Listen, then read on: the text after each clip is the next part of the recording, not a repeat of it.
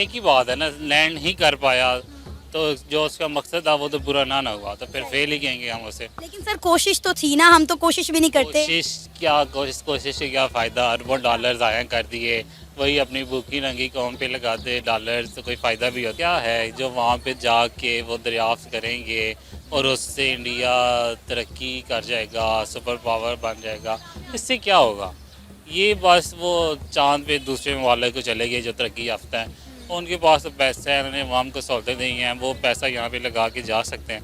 India वाले पहले अपनी अवाम को तो पैसा दें, उनके पास बाथरूम तक तो है नहीं, वो ट्रेन की पटरी यूज़ होती है एज ए टॉयलेट। कुछ भी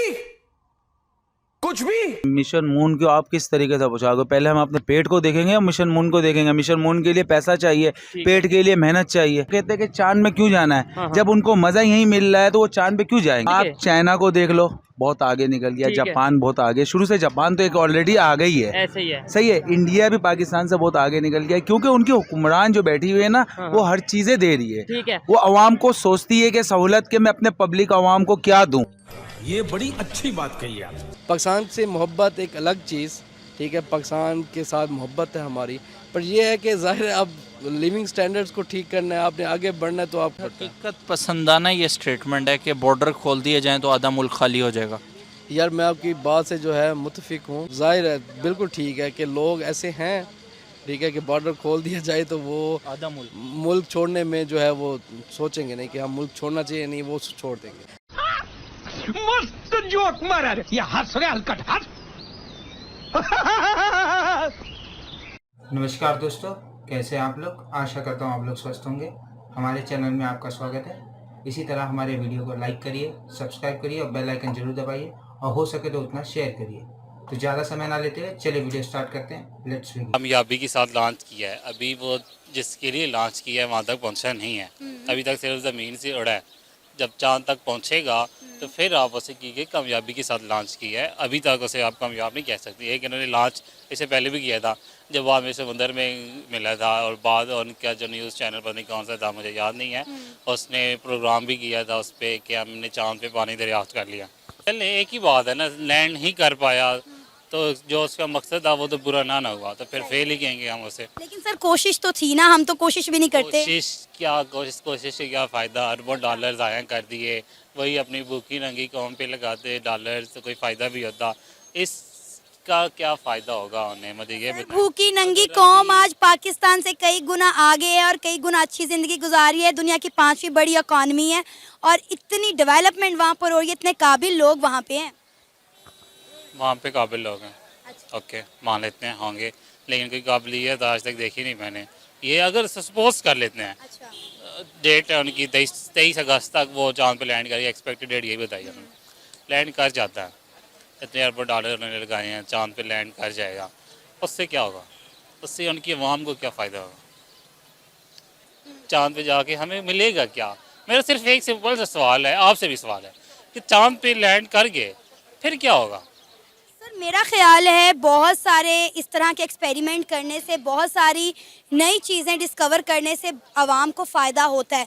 डाटा अकॉर्डिंग में कहीं ना कहीं ये मदद करेगा, लोगों के लिए रोज़गार के जो है वो मौके खुलेंगे, आवाम को इसका फ़ायदा होगा किसी ना किसी तरीके से। चांद पे जाने से कौन से रोज़गार के मौके मिलेंगे? चांद पे लैंड करने से क्या आम आवाम को क्या मिलेगा? कुछ भी नहीं मिलेगा, पैसे ज़ाया करने वाली बात है। इसलिए तो हम उस तरफ जाते ही नहीं है कि जिससे कोई फ़ायदा ही ना हो।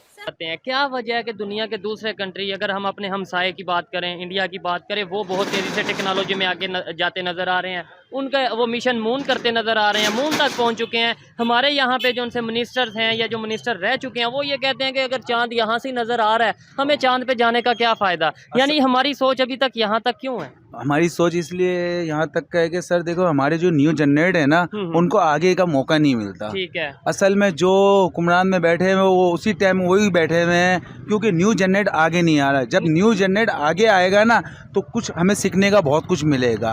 अब पुराने जो है वो कहते हैं कि चांद में क्यों जाना है, जब उनको मजा यही मिल रहा है तो वो चांद पे क्यों जाएंगे? ठीक है, जबकि पूरी दुनिया टेक्नोलॉजी की तरफ जा रही है देखो, और हम वही टेक्नोलॉजी यहाँ ला रहे हैं खरीद के। चाइना को देख लो, बहुत आगे निकल गया, ठीक है। जापान बहुत आगे, शुरू से जापान तो एक ऑलरेडी आ गई है, ऐसे ही है। सही है। इंडिया भी पाकिस्तान से बहुत आगे निकल गया क्योंकि उनकी हुक्मरान जो बैठी हुई है ना, वो हर चीजें दे रही है। ठीक है। वो अवाम को सोचती है कि सहूलत के मैं अपने पब्लिक अवाम को क्या दूं। आपने अभी बोला इंडिया भी आगे निकल गया, लेकिन ये बोलते हुए बड़ा आपने अपना लहजा धीमा किया, आहिस्ता किया, नहीं उसकी क्या नहीं, वजह है? मुझे कोई इससे आइडिया नहीं कि इंडिया का मैं कुछ खा रहा नहीं हूँ, हाँ। सही है ना, मैं अपने नहीं, पाकिस्तान का खा रहा हूँ। वो तो ठीक है, लेकिन ये है कि कहीं इस वजह से तो नहीं आवाज ऐसा की कि कोई सुन के कहेगा इंडिया की तारीफ कर रहा है। क्यों क्यों क्यों? हाँ। देखो अब मैं आपको इंडिया से पहले मैंने आपको चाइना भी बोला है, जापान भी बोला है, जापान भी बोला है, बिल्कुल ऐसे आप ही ये है। चीज को भी सोचे, ऐसे ही ठीक है। है ना।